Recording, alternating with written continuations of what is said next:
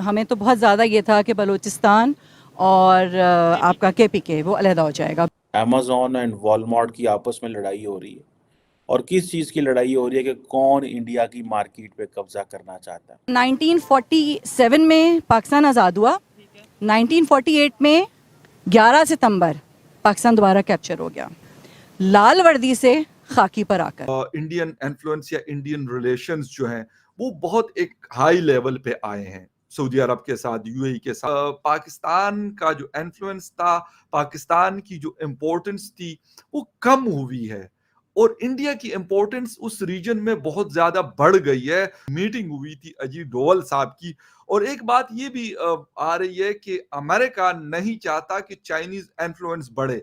वो चाहता है कि जो रोल चाइना प्ले करता है वो इंडिया प्ले करे अरब वर्ल्ड में, लेकिन उसमें पाकिस्तान काफी रगड़ा गया है उस सवाल से। पहली बार मिलिट्री को पाकिस्तान की जनता ने चैलेंज किया, ओपनली किया है। राइट। मिलिट्री के अंदर रिवोल्ट है, ये सबको पता है जी। राइट।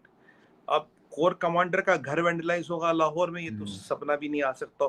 अमेजोन एंड वॉलमार्ट की आपस में लड़ाई हो रही है, और किस चीज़ की लड़ाई हो रही है कि कौन इंडिया की मार्केट पे कब्जा करना चाहता है। एक तरफ ऑनलाइन ई कॉमर्स डील्स की कंपटीशन है, और दूसरी तरफ सोशल मीडिया पे एक दूसरे को गालम गलोच की जो कंपटीशन है। वॉलमार्ट अमेजोन को जो है वो ये इस फील्ड में वो कह रहा है जी कि हम जो है ना इनको पीछे छोड़ गए। कहाँ कहाँ पे कहीं जापान का जनाब वो सॉफ्ट बैंक है वो बीच में घुसा हुआ है, सिंगापुर के जो सॉवरन बैंक है वो घुसे हुए हैं, ठीक है जी। और वॉलमार्ट और अमेजोन जो है वो आपने में स्ट्रगल कर रहे हैं, इवन चाइना के अंदर भी, ठीक है जी। वो तो सारी बात है वहाँ पे, क्योंकि अलीबाबा और JD.com वगैरह हैं। लेकिन आप देखें कि एशियन मार्केट्स के अंदर वॉलमार्ट और अमेजन कम्पीट कर रहे हैं, तो पाकिस्तान इस गाली को दी है।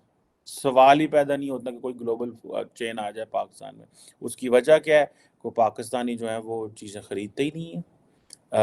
और जो है वो लोकल मार्केट है। हम लोग अपने हुकूमत पे ट्रस्ट नहीं करते, हम लोग बैंकों में नहीं जाते, हम लोग अपनी चीज़ें कैश में समझते हैं। हम समझते हैं बैंकों में जाना हराम है, हमने सूद है वो हराम करार दे दिया हुआ है। जब सूद हराम है तो बैंक भी हराम है। लोग घरों में कैश रखते हैं, जिसको जो तकलीफ़ है करना है कर लो। हुकूमत मार रही है आपका कि वो जितनी इनफॉर्मल इकॉनमी है उसको फॉर्मल करें, लोगों को बैंकिंग सेक्टर के अंदर लेके आएँ।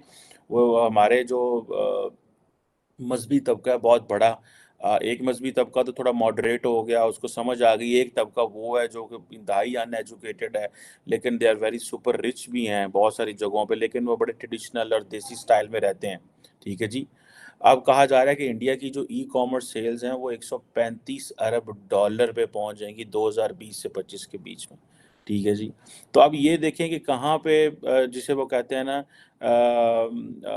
अब ये वॉलमार्ट जो है उसने वो फ्लिपकार्ट उठा लिया, ठीक है जी। तो अब इसमें आप इमेजिन कर लें कि वो किस तरह जो है वो चीज़ें वो कर रहे हैं, ठीक है जी। कि अब जो फ्लिपकार्ट जो है उसका जो मार्केट शेयर था वो 48% था पिछले साल। अमेजोन का जो शेयर था वो 26% था, ठीक है जनाब। एज पर रिसर्च एक रेड स्टीयर जिसे वो कहते हैं स्ट्रैटेजी फॉर्म है, ये उनकी रिसर्च मैं आपको बता रहा हूँ, ठीक है जी। और जो फ्लिपकार्ट की जो रिकॉर्ड ग्रॉस सेल थी वो 23 बिलियन डॉलर थी इंडिया के अंदर, और अमेजोन की 18 बिलियन डॉलर थी 2021 में। 18 से 20 बिलियन डॉलर थी 2021 में। सो क्वेश्चन ये आता है कि वहाँ पे जितनी बड़ी ग्लोबल मार्केट्स हैं, जब मैं अमेरिका था तो हम वॉलमार्ट जाते थे। वॉलमार्ट एक सस्ता स्टोर तस्वर होता है, अमेरिका में भी सस्ता स्टोर है, ठीक है जनाब।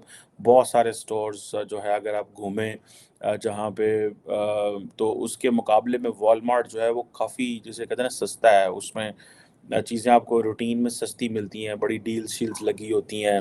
फॉर एग्ज़ाम्पल वहाँ पे अगर ट्रेडर्स जो जा रहे हैं, वैगमैन अमेरिका में था, जिन स्टोर्स पे कभी मैं जाता था, या टारगेट कभी देखने को मिलते थे वहाँ पे स्टोर्स, तो पता चलता था वॉलमार्ट सस्ता स्टोर है। अब ये जो स्टोर्स हैं जहाँ पे ये जो इंडिया में बात हो रही है कि ये तो सारी ई कॉमर्स हो रही है, इसका मतलब ये है कि इंडिया का जितने लोग हैं वो तो सारे डिजिटल जो है वो ट्रांजैक्शंस कर रहे हैं। जब डिजिटल ट्रांजैक्शन करते हैं जितने लोग, क्रेडिट कार्ड यूज़ कर रहे हैं, तो इंटरनेशनल मार्केट में तो लोगों ने आना ही आना है। उन्होंने कहना है यार कि ये तो ठीक है, ठीक है जी। ये तो ऐसी मार्केट है जहाँ पे सारा लोग ऑनलाइन बाय कर रहे हैं। सो अब हमारे पास जब हमारा डाटा ही नहीं है, ठीक है। आज आप सिर्फ देख लेना ऑप्टिक्स इस वक्त पाकिस्तान की जो बड़ी अखबार है डॉन की, तो जनाब मौलाना फजलुर रहमान जो मजहबी सियासी जमात है उसके जो वर्कर हैं वो क्या कर रहे हैं, वो सुप्रीम कोर्ट के बाहर चढ़ गए हैं। ठीक है। और वो सुप्रीम कोर्ट के चीफ जस्टिस को कह रहे हैं कि mother in law is not the law, क्योंकि वो चीफ जस्टिस साहब जो हैं उनकी जो मदर इन लॉ हैं उन्होंने ये कहा कि मैंने अपने सन इन लॉ को कहा है कि इमरान खान को बचाओ। तो इस तरह की कोई ऑडियो लीक हुई तो उसको अब उन्होंने जो है प्रोटेस्ट सारे हो रहे हैं कि जो मदर इन लॉ है वो कानून नहीं है, लॉ इज़ लॉ। ये इस तरह की तो डिस्कशंस हो रही हैं। अब जो हुकूमती पार्टी है जो हुकूमत में पार्टी है वो ही सुप्रीम कोर्ट के खिलाफ प्रोटेस्ट कर रही है। ऑपोजिशन जो है वो भी जिसे वो कहते हैं वो प्रोटेस्ट कर रही है। ठीक है जनाब। इमरान खान कहता है मैंने रेंजर्स को जो है जिन्होंने मुझे गिरफ्तार किया उनको मैंने कोर्ट में लेके जाना है। ठीक है जी। गवर्नमेंट कहती है कि जनाब हम जो है सुप्रीम कोर्ट को नहीं छोड़ेंगे। अब देखिए ना यहाँ पे क्या प्रायोरिटीज़ हो सकती हैं, किसी की क्या प्रायोरिटीज़ हो सकती हैं, मुल्क को कैसे चलाना है, मुल्क को कैसे चलाना है, कोई प्रायोरिटीज़ हैं। उधर आप देखें टर्की के अंदर रजब तैयब एर्दोगान जो है वो 20 साल से रूल कर रहा है, अभी वो फिर 49.4% वोट ले गया। वो सही है, वो गलत है, वो मुझे उन चीज़ों से, मैं उसकी पॉलिसीज़ या उनकी आइडियोलॉजी पे नहीं जा रहा। अमेज़न और वॉलमार्ट दो ऐसी बड़ी ई-कॉमर्स कंपनी है जिनकी पहुंच दुनिया भर में है और ये बिलियंस ऑफ डॉलर्स की कंपनीज हैं। और ये दोनों कंपनीज अब भारत की मार्केट के लिए स्ट्रगल कर रही हैं कि कौन कितना बड़ा मार्केट शेयर अपने पास रखेगा। वॉलमार्ट एक अमेरिकन बेस्ड कंपनी और अमेज़न भी, और इस समय ये दोनों के बीच में टसल चल रही है कि इंडियन मार्केट का बड़ा चंक किसके पास जाएगा।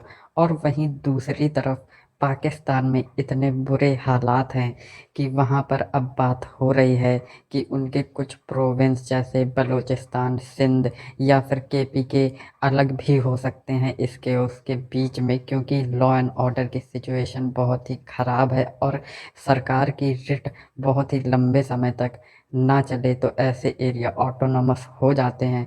प्रैक्टिकल पर्पस के साथ अगर देखा जाए तो केपी और जो फाटक वाले इलाके हैं वो तो ऑटोनॉमस हैं ही, वहाँ पर ना आर्मी का कंट्रोल होता है ना ही पाकिस्तानी सरकार का। और ये सारी चीज़ें अचानक नहीं हुई, पाकिस्तान की दशकों से चली आ रही इनकॉम्पिटेंसी, इग्नोरेंस के चलते इतने बुरे हालात पाकिस्तान के अंदर क्रिएट हो गए हैं। वहीं दूसरी तरफ भारत लगातार ग्रोथ दिखा रहा है और अब ये हाल हो गए हैं कि बड़ी बड़ी मल्टीनेशनल कंपनीज भारत की मार्केट के लिए लड़ती हैं और इस बात से पाकिस्तानी मीडिया बहुत ही ज़्यादा इन्फीरियर फील करते हैं और उनको ये लगता है कि जब भारत और पाकिस्तान को हम कंपेयर करते हैं तो पहले इतना डिफरेंस नहीं था, लेकिन अब इतना ज़्यादा डिफरेंस कैसे हो सकता है, इस बात को वो पहचान नहीं पा रहे हैं।